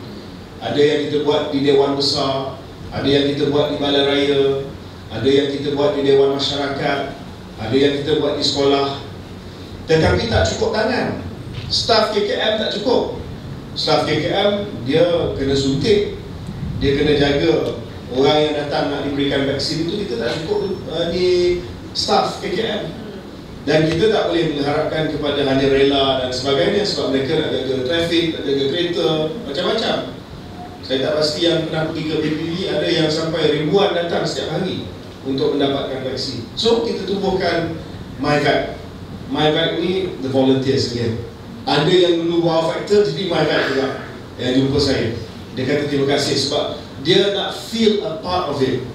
The volunteerism ni antara benda yang paling powerful adalah you feel part of something. Ya, sense of belonging. Dalam kehidupan ni bila kita tak ada sense of belonging, kita rasa depressed lah. Sense of belonging ni perasaan kita ni belong. Kita ni sebahagian daripada satu kumpulan. Bayangkanlah kalau kita dalam kumpulan kawan kita, satu hari kita di pulau, for whatever reason lah, betapa depressed kita. So you always, human beings ni, dia always cari sense of belonging. Manusia ni dia social animal. Dia bukan animal yang ataupun jenis makhluk yang boleh duduk seorang diri saja. Kalau you boleh, tak ada halang. Tetapi sebahagian besar daripada manusia, dia kena feel a sense of belonging to something. Dia sense of belonging. Saya menyokong pasukan X. Kalau di Malaysia mungkin pasukan Kedah, pasukan JDT contoh. Kalau IBL saya menyokong pasukan terbaik MU contoh. Tempat ya, selit tu. Ada orang yang menjadi penyokong baru ya di atas pentas ni. Dia tak pernah sokong mana-mana tim, tapi tahun ni dia memilih untuk sokong Man City. Man City. Dia pengejar kemenangan. So kena ada sense of belonging. So one thing about volunteerism is that you have a sense of belonging. You are part of something bigger than yourself. Thank you so much, Chief, for that. Okay, so kita juga berharap insyaAllah di peringkat universiti ya, kita akan ada lebih banyak inisiatif-inisiatif berkaitan kerja-kerja sukarelawan. Sebab saya tahu para pelajar dan juga actually staff berminat untuk join. Dan mungkin saya boleh tanya a short question to Nadia sebelum kita break for segment 2, berkaitan dengan jenis-jenis sukarelawan. Maybe Nadia boleh highlightkan, adakah sukarelawan ni hanya kerja-kerja kemanusiaan sahaja, atau My Hope Hero sendiri ada tak pembahagian jenis-jenis cabang-cabangnya? Boleh Nadia highlight sikit? So basically kan, yang selalu kita nampak adalah memberi bantuan kemanusiaan macam perang, banjir. Tapi sebenarnya cabang sukarelawan ni besar. Macam contoh flora dan fauna juga adalah salah satu cabang di mana tadi saya jumpa dengan siapa, Encik Azman. Encik Azman dia banyak volunteer untuk bantu haiwan. Animals, yes, di zoo negara dan sebagainya. Actually My Hope Hero ada juga plan untuk ke zoo negara untuk kita menyantuni binatang pula lah, cuci binatang, kandang dan sebagainya. And then di laut kita boleh buat cleaning, beach cleaning, sungai. So banyak tau sebenarnya. Macam saya tunjuk tadi, saya kan dengan Shah Alam Trees for Life. So kita tanam pokok. Ini UPM ni yang paling bidang kita lah. Yes. Urban farming. Kadang saya dengan outdoor playgroup untuk budak kanak-kanak umur 3 tahun ke 5 tahun. Itu pun tak farming juga. So sebenarnya banyak cabang. And then saya lari dengan netizen lah, Malaysia suka mempersoalkan kenapa kita bagi bantuan di luar. Ini benda yang normal lah. Kita memang kalau macam ada je Malaysia nak tolong seorang lah. Malaysia ramai lagi orang susah bla bla bla. Tapi sebenarnya you kena tengok NGO apa dia punya objektif and focus. So macam saya fokus sebab saya berasal Syria, so kita ada fokus dengan Syria. At the same time dalam Malaysia kita tak pernah lupa kan, back to school kita buat, COVID kita bantu, Kak Farah and the gang belakang tabik masa COVID tu. Ada pergi pick up dis hantar dekat Sungai Buloh, ada pergi pick up dis hantar dekat di pusat kesihatan. So banyak benda. And you kena faham, ada NGO dia fokus pada binatang, ada NGO dia fokus pada hospital. And then ada fokus pada macam guaman. Dia bagi free guaman. Bagi guaman percuma. Dan mungkin saya tambah sikit pada apa yang Nadia cakap. Bila kita volunteer ni, selalu kita ingat Afrika, Timur Tengah, tempat perang, dan misi dia misi humanitarian lah, kemanusiaan, bawa makanan kepada mereka, pastikan kem-kem pelarian ni ada perkhidmatan asas dan sebagainya. Tapi that is only one aspect of volunteerism. Saya suka soalan ni dan saya suka jawapan Nadia tadi. Sebab volunteerism ni dalam semua, actually volunteerism ni sebenarnya bukan benda yang baru sangat. Kalau kita di sekolah dulu, Sabit Merah, volunteerism. St. John's, volunteerism. Pandu Putri, volunteerism. Cuma dia lebih dikenali sebagai badan beruniform. Dia agak strict lah, rigid. Dia ada pangkat dia, dia ada cara dia dan sebagainya. Tapi volunteerism, Boy Scout, menangkap. Sebenarnya kita daripada awal sekolah lagi dah ada benda volunteerism ni. Cuma kita tak kaitkan benda ni dengan volunteerism bila kita masuk universiti. Sebab kita nampak yang itu koyo lah sebab dia pakai uniform semua, very rigid. But that is the start of kita jumpa volunteerism di sekolah. That is the start of kita jumpa volunteerism. So bila you ada di universiti, you are lagi bebas, more free. Kalau di sekolah, you can only join badan uniform. Itu saja yang digunakan dalam GoGo, ya. Tapi bila dah sampai universiti, you can do volunteerism dalam banyak benda. Dan saya nak highlight beberapa perkara yang saya rasa you should consider dalam volunteerism. Yang pertama, apa yang Nadia sebutkan tadi, ini berkenaan dengan climate volunteerism, kesukarelawanan iklim. Sebab antara masalah yang bagi saya, masalah yang sangat besar untuk 20-30 tahun akan datang adalah perubahan iklim, yang bukan hanya akan menjadi kesan 20-30 tahun akan datang. Hari ini kita tengok banjir yang berlaku.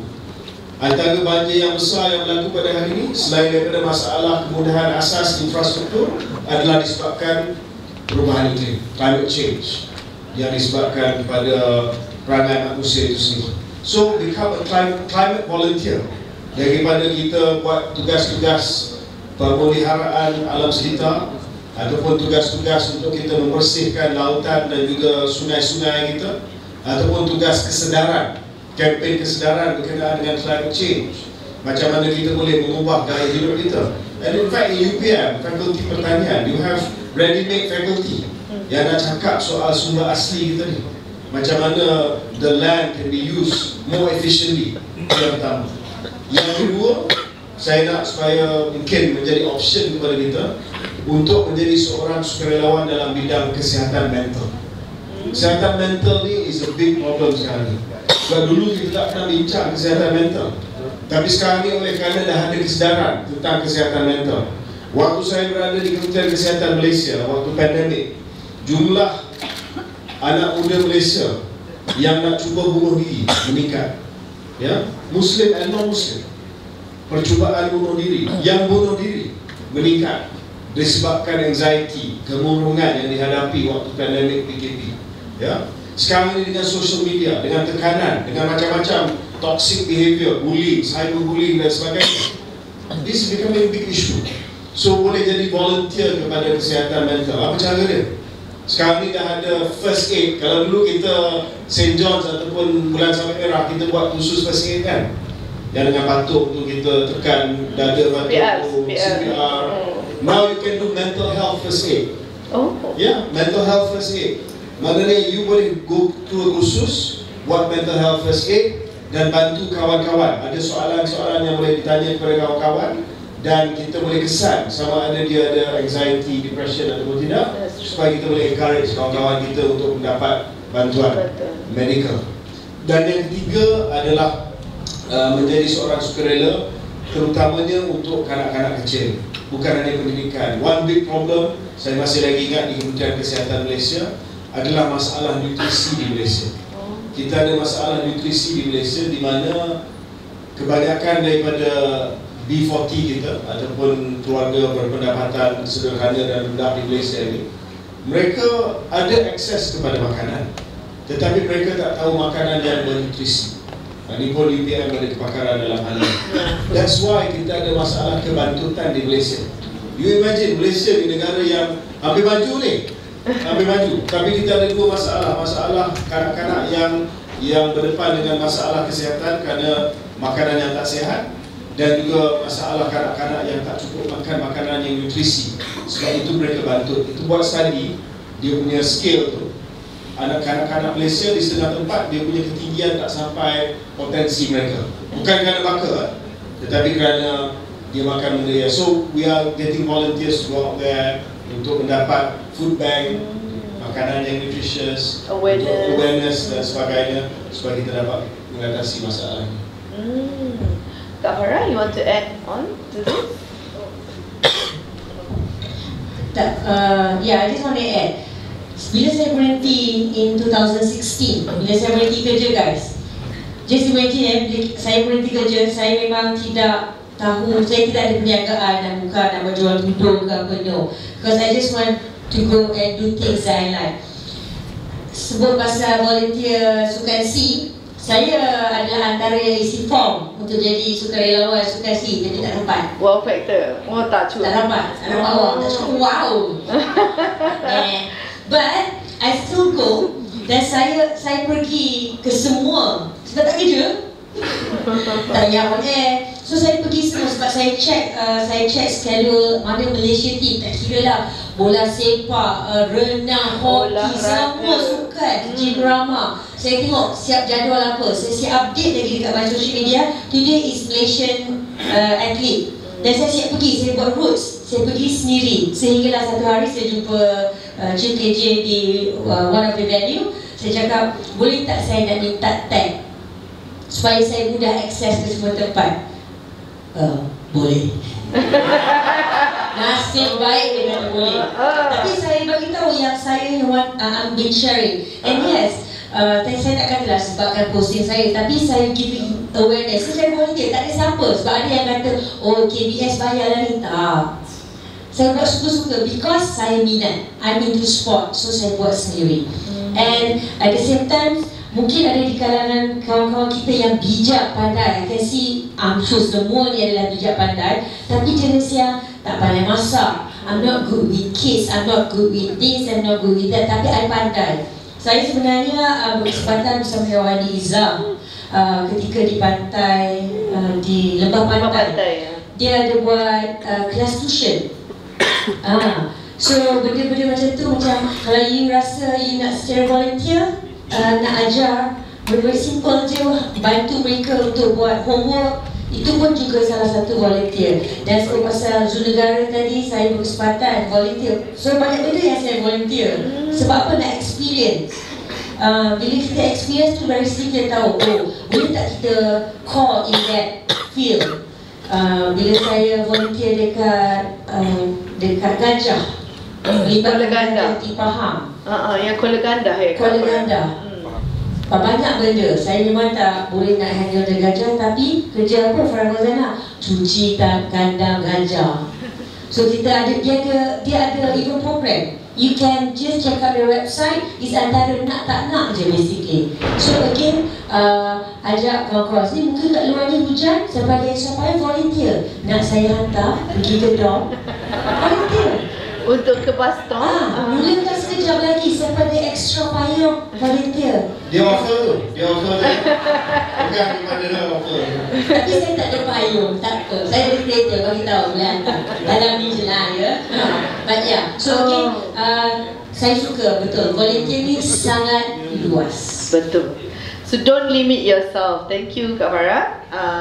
Don't limit yourself to just kemanusiaan saja. So there's ikut interest masing-masing. Dan carilah ruang dan peluang yang ada untuk you all join. Tepuk dada tanya selera, what do you like to do? Tapi yang pastinya volunteerism ni at the end of the day kita akan rasa puas dan bersyukur. Ya, dua tu. Itu you kena cari dan rasa sendiri, baru kita tahu. Kita proceed kepada our last segment, shall we? Okay.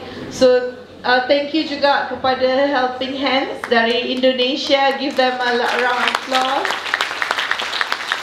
Terima kasih kerana sudi datang bersama-sama kita dan kami sangat appreciate kerjasama yang diberikan bersama-sama dengan My Hope Hero. Okay. Alright, don't worry guys, insyaAllah we'll be okay. Okay, so back to Nadia again, sebab kita nak cakap pasal Palestine since we're on the subject. So hari ni genap 1 bulan kan, Palestine bombing every single day. Every single day for 1 month. Kita pun, I think semua orang pun sama, tak kira agama, bangsa, semua pun rasa kesakitan yang orang Palestin go through sekarang kan. Sebab kita tengok dari social media and then kita share dan sebagainya kan. So bagaimanakah Nadia peranan My Hope Hero untuk membantu rakyat Palestin dan bagaimana penonton kita nak sertai sebagai sukarelawan? Alright. Basically kalau macam saya cerita tadi, saya asyik ke Syria dan sebagainya, so saya tak fokus ke Palestin. Tapi bila current situation, kita rasa sebagai sebuah NGO walaupun kecil, kita mainkan peranan kita. Jadi kita ada buka tabung dan kita bantu semampu yang mungkin lah, semampu yang mungkin. Dan kita pun tanya dengan tim Hands macam mana kalau kita boleh collaborate dan bantu mana yang patut. Sebab basically because saya tak fokus dengan Palestin, saya tak ada connection ground di sana. Jadi kita gunakan network orang lain untuk kita salurkan bantuan. That's part of it. Kalau boleh, kita because benda ni hari-hari, and kita ni manusia yang akan mudah bosan. And I hope you jangan bosan. Ini adalah isu yang sangat berat dan kita kena fokus and keep on sharing. Saya ni punya Instagram dah share november lah daripada Instagram. Yes, I kena usually viewers saya boleh lah reach IG story dalam 200 lebih. Daily ni 30 dah share november lah. Tapi I memang keep on sharing. You guys boleh follow Hands. Hands punya lagi power lah. Dia punya ruang. Ni pun tadi makan pun main lagi telefon kan, konten ya. Konten. Harus berterusan ya. Sebab dia menyalurkan info. Ya, betul. Macam mana you guys boleh join My Hope Hero? Basically kita akan, bila saya buka satu mission, saya akan perlukan volunteer, saya akan umumkan di social media. Macam tu je, very simple. And you guys rasa macam boleh ke join business? Boleh. Tapi macam Chief cakap tadi, semua perlu cost. So you provide the cost. Kita dah banyak kali dah bawa volunteer ke Syria dan 3-4 kali, semua bayar. We even bawa ke pergi umrah. Kita volunteer pergi umrah, bantu orang-orang mengajar umrah, mana-mana yang warga emas dan sebagainya. You bayar, you join. So kita makan sama-sama, kita naik transportation sama-sama, kita buat aktiviti sama-sama. So you just need to spare some money lah. And maybe as a student you rasa susah lah nak dapatkan You can find sponsorship. You boleh cari, tanya sama-sama. You ada mak saudara kaya, korang mestilah dia bagi. Dinner boleh cari sponsor, boleh. Yang penting you punya niat. Basically niat lah, you niat Allah boleh bantu lah tadi. So that's all. And whenever you boleh like my hero punya page, Instagram, Facebook, you boleh tengok lah, go through lah last mission kita di Turki masa gempa. We even pergi search and rescue, keluarkan mayat, 20 mayat kita keluarkan. I masak kat sana, you boleh tengok lah whatever reels yang ada kat situ. Alright, thank you Nadia. Okay, so untuk siapa-siapa pelajar-pelajar kita, jangan rasa apa yang kita nak lakukan tu impossible. Nothing is impossible as long as you mau. Okay, so jangan risau, mesti ada cara. Okay, kita sama-sama. Alright, kadang-kadang have you heard of crowdfunding? Crowdfunding is also a good way untuk you macam nak bawa, say lah ada 5 orang nak pergi membantu tapi tak cukup kos sebab you all student, you can do crowdfunding. Ramai je sebenarnya orang yang nak membantu, yang tiba-tiba je dia masukkan duit, cuma dia tak tahu you perlukan, so you need to tell. Okay? Alright, okay, so kita last dengan Kak Farah. Okay Kak Farah, apakah peranan Kak Farah dalam Taufan Al-Aqsa punya peperangan ni? Bagaimana kita boleh berperanan? Dan nasihat kepada anak muda yang baru nak berjinak-jinak, what is needed to start? Your advice. Okay, itu last word lah Last word, betul. Habis kan? Betul. Okay, baik. Last ramai, ucap habis. Boleh, sebab tadi skill dah bagi tahu kan? Skill? Yeah. Tapi maybe ada first question tu pasal Aqsa tu, saya rasa kita kena ada peduli. One thing, satu benda yang saya berkesempatan, again, just to share with you guys, I've been to Gaza and I've been to Jerusalem, Bethlehem. Saya berkesempatan pergi ke dua lokasi yang berbeza itu di Palestin. Dan orang Palestin tanpa mengira agama Islam, Yahudi dan juga Kristian, if you were to ask them, are you a Christian or are you a Muslim, are you, straight away dia akan cakap, I'm Palestinian. Saya orang Palestin. Dia tak kira saya agama apa. Kalau you lahir di sana dengan apa jua agama, dia tetap akan mengatakan dia adalah orang Palestin. Itu satu benda yang membuka mata saya. So again, pasal Palestin ni saya hanya mampu berkongsikan menggunakan medium kami di radio, menggunakan medium yang kita ada di social media. Waima pun berapa pengikut ataupun followers, you guys just keep on sharing. If you don't know what to say, just retweet or tekan likes and share. Benda yang sahih, janganlah benda yang tidak betul. Itu satu. And berbalik kepada sukarelawan, I believe you guys can try as many field being a volunteer, tetapi berbalik kepada do the things that you like. If you guys ikut kawan-kawan volunteer pergi memasak tapi kau potong bawang pun tak tahu, tak payah ni. Tapi mungkin itu permulaan untuk anda belajar. Tapi you rasa dah pergi belajar dan potong, kau asyik potong tangan sendiri saja. Kita pergilah ke bidang yang lain. So again, the whole sukarelawan ni sebenarnya berbalik kepada diri kita. And kalau anda jenis yang seorang yang cekal and anda tahu apa yang anda buat, ignore about what people say about you, tidak menunjuk ke apa ke, abaikan, kerana anda kena percaya diri anda in order for people to trust you. Itu saja. Terima kasih. Baik, terima kasih Kak Farah Fauzana kita. Baik, Chief, concluding words, peranan kita sebagai rakyat Malaysia, terutamanya anak-anak muda dalam isu Palestin dan juga boykot. Adakah Malaysia telah berdiri sama tinggi bersama negara-negara lain dalam bidang sukarelawan ini? Dan sepatah dua kata mungkin untuk mengajak anak-anak muda yang berani explore sekaligus menutup sesi. Alright. Terima kasih Dr. Sarah, terima kasih kepada semua kerana masih lagi mengikuti panel ini. Berkenaan dengan isu Palestin, Malaysia dan kita sebagai rakyat Malaysia patut bangga. Sebab antara negara yang bukan hari ini saja, tetapi sejak berjuanglah warga Palestin untuk tanah air Palestin, antara negara yang paling lantang menyokong mereka adalah Malaysia. Dan ini adalah fakta yang diakui oleh semua. Kalau tanya kepada Muslim community, masyarakat Islam di Timur Tengah, mereka akan kata antara negara yang tidak berdolak-dalik tentang Palestin, tidak ada kompromi, mungkin berbanding dengan negara Timur Tengah yang lain, adalah Malaysia. We're very firm. Tak kira lah siapa kerajaan, tak kira lah siapa Perdana Menteri, daripada dulu sampailah ke hari ini, kita sangat-sangat konsisten pendirian kita untuk Palestin. Dan isu ini macam disebut oleh Dr. Sarah dan juga Farah tadi, it is not just a Muslim issue.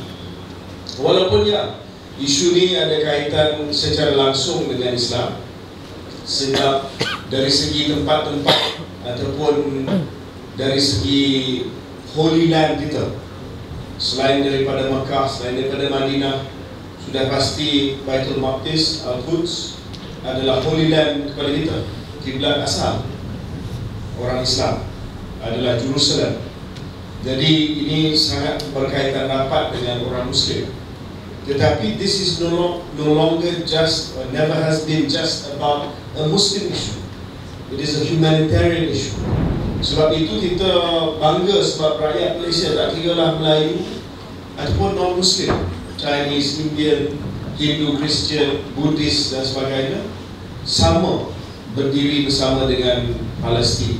Sebab ini isu humanitarian. Bayangkan pada tahun 1917, sebuah negara, United Kingdom, telah menjanjikan kepada sebuah bangsa agama Yahudi, satu tanah yang dimiliki oleh orang lain, orang Palestin, yang tidak dirujuk langsung. Apa yang dikenali sebagai pengisytiharan Balfour Declaration in 1970.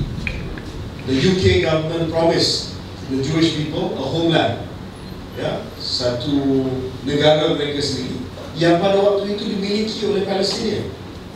Dan pada waktu itu Palestin ada Christian, ada Jewish, ada Muslim, tapi they are known as the Palestinian. Dan Muslim Palestinian atau Palestinians adalah 90% daripada penduduk pada waktu itu.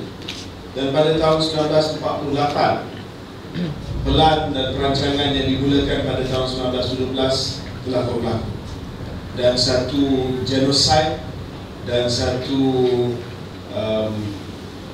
serangan yang dirancang telah pun bermula untuk menghalau orang Palestin daripada bumi mereka sendiri.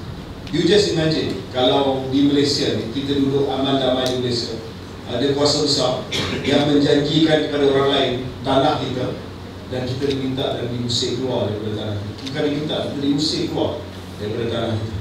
So it is not just about religion, it is about dispossession. Dispossession ini maksudnya apa yang dimiliki oleh kita secara sah dan nyata, mengikut undang-undang, mengikut sejarah, mengikut keturunan, turun-temurun, ratusan ribuan tahun dirampas daripada kita. That's why we fight for Palestine. Bukan kerana kita nak jadi trendy, kita nak pakai ini trendy sebab kita nak berjuang untuk Palestin. Sebab kita nak bangkit dan berjuang untuk mereka yang telah dirampas hak mereka. Dan pengajaran itu bukan hanya di Palestin, it can happen here. Bayangkan kalau hak kamu dirampas, how would you feel? That's why we stand for Palestine. That's why we stand for Palestine. Yeah. Berkenaan dengan last word on volunteerism, saya tak tahu apa KPI majlis kita pada petang ini. Ya. Tetapi kalau ada satu KPI yang berjaya, Dr. Sarah, adalah sebahagian besar daripada sahabat-sahabat kita yang hadir pada hari ini. Bila dia keluar dari dewan ini, at least sedikit tergerak hati mereka untuk make the first step. You don't have to dream big lah. Bila keluar dari dewan ni, jangan kata ada jumpa KJ dah nak pergi Gaza. Don't do that for now. Start small. Start small. The first step tu yang paling penting, tetapi yang paling sukar. Bila kita nak buat first step ke arah apa saja untuk improve diri kita, mesti the most difficult step. The first step ke arah gaya hidup yang lebih sihat sangat susah. The first step untuk kita menjadi lebih bertakwa, lebih beriman, it's very difficult sebab kita kena mengubah our behavior. Sama, the first step. So you go out of this dewan lepas ni, you fikir, apakah satu benda yang saya nak berjuang? Jangan buat banyak sangat. Again, jangan rasa macam volunteerism ni buffet. Saya nak buat ini, saya nak buat itu dan sebagainya. Just focus on one and focus on something yang boleh menjadi something that we believe in. Sebab saya selalu ingatkan diri saya dan juga rakan-rakan, kehadiran kita, kewujudan kita di dunia ni mesti bermakna. Why are we here? Of course, akhirat, kita semua kejar akhirat. Tapi why are we here? Kita kena tinggalkan sesuatu di sini. Walaupun kecil, kita kena tinggalkan sesuatu di sini. Tak perlu jadi menteri, tak perlu jadi Perdana Menteri. Even you jadi volunteer pun, you leave something. Kehadiran you bermakna. Dan bukannya kehadiran you tidak bermakna. Tiada tak kurang, ada tak tambah. You don't want to be that. You want to be someone who's consequential. Maknanya kehadirannya ada makna kepada bukan diri you sahaja, tetapi dalam dunia ini. And however small, you dah tinggalkan you punya legacy on something. So when you leave this dewan, okay, apa yang saya nak buat? Is it poverty? Adakah soal kemiskinan? Adakah soal kemiskinan? Adakah soal kesihatan? Adakah soal iklim? Adakah soal kesihatan mental? Adakah soal kemanusiaan? Dan make the first step. You make the first step, langkah yang pertama, your journey, perjalanan kamu dalam dunia kesukarelawanan ini will be one yang dapat berkat lebih best, insyaAllah. Terima kasih. Terima kasih, Chief. Thank you very much. Alright. Okay, kita sebelum kita buka ke Q&A session, kita ada about 15 minutes for Q&A. Kita tengok soalan-soalan, so boleh start berfikir nak soalan-soalan apa. So basically kita boleh simpulkan di sini bahawa everything starts with the first step. So and also pilihlah, macam saya kata tadi, macam KJ, Kak Farah dan juga Nadia mention, kita tanya pada diri kita apa yang kita boleh buat dengan keberadaan kita di dunia ini. Okey. Sila sebutkan nama. Bismillahirrahmanirrahim. Soalan ditujukan kepada Cik dan Nadia sahaja. Silakan. Jangan begitu. Boleh je pilih mana-mana. Nama saya Mio Iman bin Hai Mio, apa khabar? Alhamdulillah sihat. Soalan saya mungkin kepada pengasas My Hero. My Home Hero. Sebut My sekali. Home Hero. My Hero Home apa ni? Asyik dia ada cibik kakak duduk tau. Kalau tak cik tak ada itu aku turun dah. Tak apa. Saya cuma nak tanya, macam mana cara untuk kami, andai kata mana yang berminat untuk menyertai di My apa tadi? Home Hero. Home Hero. Yeah. Dan contohlah macam selain misi kemanusiaan, kan ada kata yang macam misi-misi laut, misi hutan. Itu macam kalau kami nak pilih bahagian-bahagian tu macam mana? Okay. Macam mana yang nak join? So basically macam saya kata tadi, saya akan, bila saya buka program atau mission, saya akan umumkan di social media. Tapi contoh kalau UPM nak collaborate dengan My Hero, tak ada masalah. So contoh you kata nak buat yang beach cleaning kan, boleh tak kita collaborate dengan My Hero, and kita akan handlekan lah those paperwork and everything. Contoh saya ada connection di Universiti Terengganu. UMT. Kita boleh go through kat sana, and then saya akan uruskan macam tu lah, logistik dan everything. So you just provide me whatever you punya students dan benda. Okay, contoh lah, UiTM pernah approach saya untuk program Ramadan. So basically dia macam from zero lah, Kak kita nak tolong Ramadan nak buat apa lah Kak, tolong lah kita nak buat program. So kita akan bagi idea. Saya cakap okay, masa tu saya nak pergi umrah punya program. So saya kata why not you buat iftar di Madinah tetapi di UiTM. Okay, what you can do, kumpul duit untuk bantu golongan asnaf untuk belajar dan juga staff. And then masa iftar tu memang you bentang dekat dataran tu, and then you bagi bantuan tu, and then you mengaji sebelum buka, and then you mula. So that kalau you tak ada idea, you boleh tanya. I usually akan bagi idea lah kalau you nak collaborate. So there's a few options tadi lah. Alright. So adik nak ambil t-shirt atau topi? Mio nak topi ke nak t-shirt? Kamu nak saya. Saya cakap ke orang nak saya yang bagikan t-shirt dekat sebab tadi nervous dah Mio. sebenarnya dia cakap nanti cik nak bagi. Mana nak kasih sendiri Okay, Mio. Jangan segan-segan.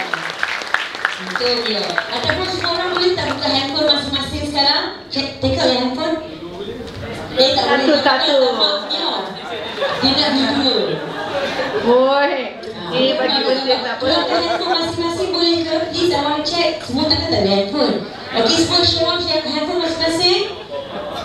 Okay, ambil gambar. Betul tak Mio Hashtag KJDJ.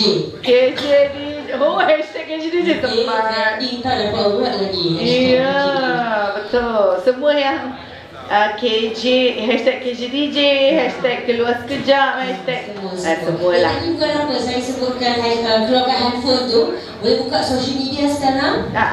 Okay, boleh cari My Hope Hero. Yes. Jangan terbalik Dia My Hope Hero, check out the social media on Facebook, YouTube and also Instagram. Boleh follow. Ni ada X, Twitter?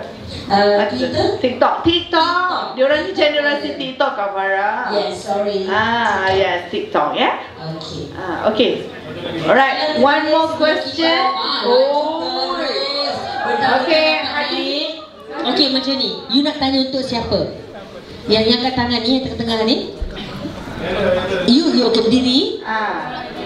Nak tanya kat siapa? KJ ke Nadia? Kalau boleh saya nak tanya untuk ketiga-tiga. Okey, baik. Duduk balik. Saya baru nak jadi host bersama.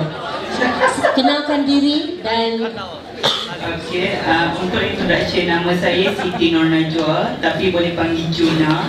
Saya merupakan pelajar first year Fakulti Pertanian dan dahulunya saya pernah jadi AJK je untuk event, namun pada tahun ni di-require buat event dan event ni memerlukan dana. Jadi sebagai seorang yang tak pernah buat event ni, jadi persoalan saya macam mana sebagai seorang yang tak ada connection, tak pernah cari dana, nak cari dana.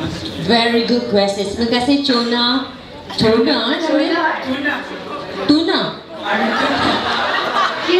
Tak apalah, kita panggil Siti lah. Sedap lagi nama Siti tu, Siti. Okey, soalan ni Dr. Sarah sesuai untuk Nadia. Sebab bayangkan daripada zero dapat 30,000, daripada 300,000. Dan sekarang ni kita buka. Sebelum tu Jonah tolong bagi tahu sikit event apa? Bahaya ya. KJ petik dapat deh. Cepat deh, jangan tak bagi tahu. Okey, event apa? Saya sekretari KJ. Event ni under community service, bawa kelab scuba. Okey, scuba, lautan, marine. Jadi event ni berkaitan nak introduce to common people macam mana tentang scuba dan apa marine life dan cara-cara macam mana nak pakai scuba, alat scuba dan masuk ke kolam. Okey, And bagus. Project Marine Life. Project Marine Life. Okey, tak apa, nanti biar KJ fikir dia pening siapa kita tengok. Nanti jawapan daripada Puan Alia. Silakan. Okay, masa saya starting dulu, saya tak pergi jauh pun. Family members, cikgu-cikgu saya, lecturer saya, itu je. And then benda tu spread. Saya punya loyal contributor memang sampai sekarang lecturer saya, cikgu-cikgu saya. Memang I have a good support system, alhamdulillah. Betul, our teachers are very supportive Very supportive in anything we do, kan? Betul. Lain-lain tu benda tu buat rahmah lah later on. And then bila contoh kita orang office dapat office dalam wakaf, dan owner wakaf tu pun memang walaupun dia bagi office, dia tetap contribute every every month. The one tu Yang di Singapura tu. yes. Masya Allah. Nanti dah bank ini untuk you punya whatever you do.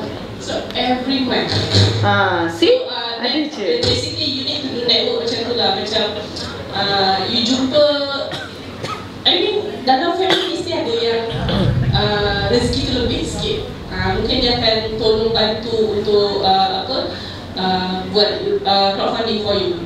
I mean macam anak saudara I buat ni, apa dia nak contribute tak, apa benda. Okay, that kind of thing. Macam recently masa di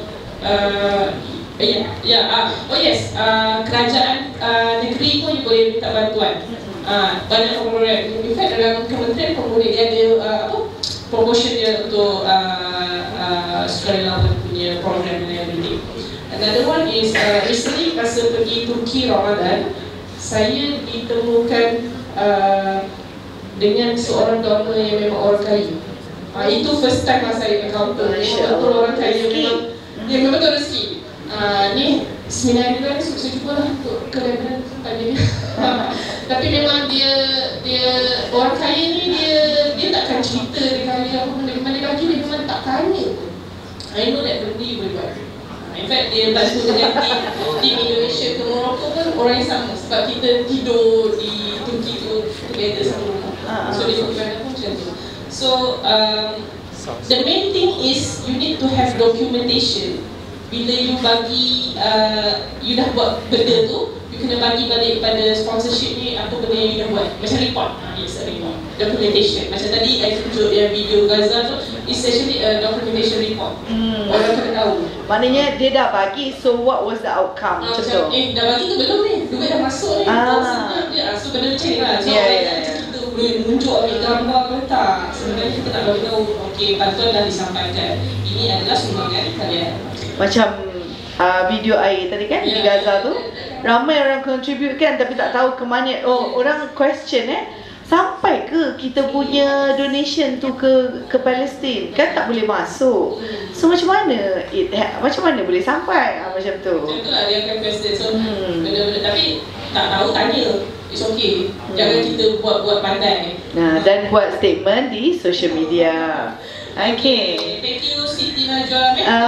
Tapi sebelum tu, I think dah tambah sikit pada apa yang Nadia cakap tadi. Saya sentiasa didatangi dengan proposal lah, nak minta kajian dan sebagainya. But the first is you punya proposal punya paperwork tu kena betul-betul teliti dan bagus. Saya sangat tak suka paperwork yang lazy, yang cincai. Sebab bagi saya bila dia hantar paperwork yang cincai, dia hantar isyarat yang orang itu dan program itu juga akan cincai. So you punya proposal tu, you have to spend time on it. Apa tujuannya, apa target grupnya, apa keberhasilan ataupun outcome yang you nak capai, macam mana you nak jaga integriti penggunaan duit tu. Macam disebutkan tadi kan, dia kata kena ada bukti. Tapi sebelum nak tunjuk report tu, kena bagi tahu siapa yang pegang duit itu akan disimpan di mana, macam mana nak belanjakan duit. Itu semua memberi keyakinan kepada orang ramai untuk menyumbang. Satu. Kedua, again, don't start big. Jangan harap dapat jumpa seorang dapat 10,000 habis cerita. Ya? Kalau dapat crowdfunding, dimaksudkan sebagai crowdfunding ni sikit-sikit bertambah jadi bukit. So seorang bagi 500, 500, 300. Kalau dapat 1000, then slowly you build up. Tapi a lot of effort lah. Kadang-kadang saya nampak yang buat projek ni dia lazy. Dia datang, dia cuma mengharapkan seorang dua bagi 5,000, 10,000 habis cerita. Dan dia tak payah usahakan lagi. So you have to do many levels sebelum tu. Yang ketiga, dia kena attach dengan benda yang kita rasa bahawa akan membawa satu faedah yang lebih besar. So I like your idea, scuba. Tapi kalau boleh kaitkan dengan marine life. So contoh, macam mana pendedahan orang ramai kepada scuba ini, ya, itu satu recreation ataupun hobi, tetapi ia boleh memberi kesan kepada kesedaran berkenaan dengan lautan kita, kesedaran berkenaan dengan coral reef kita, kesedaran berkenaan dengan pencemaran lautan kita, dan akan ada lebih ramai yang mungkin akan tampil untuk kata yes, we want to support you, ya. Tetapi oleh kerana dah tanya dan saya pun dah tanya apa tujuan program ini, maka Iman yang ada kat belakang tu, Iman angkat tangan. Iman angkat. Sila jumpa dia. Dapat gambar Iman, kita akan bagi sumbangan sedikit.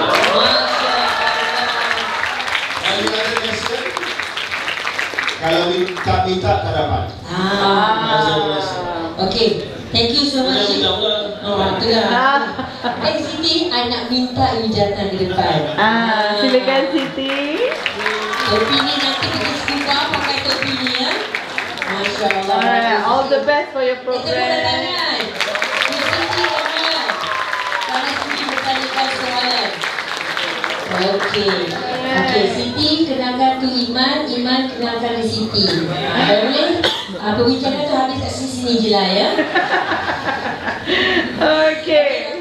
Terima kasih. Terima kasih my co-host. Yes. Wah, ini kita suka ajak MC ni tau. Kita boleh buat dual program together. Okay, so unfortunately masa mencemburui kita. So Q&A itu sahaja sesinya. So saya serahkan semula kepada MC kita pada hari ini. Terima kasih. Assalamualaikum. Saya nak ucapkan terima kasih kepada semua. Please hit the subscribe button dan jangan lupa untuk subscribe dan give us a like.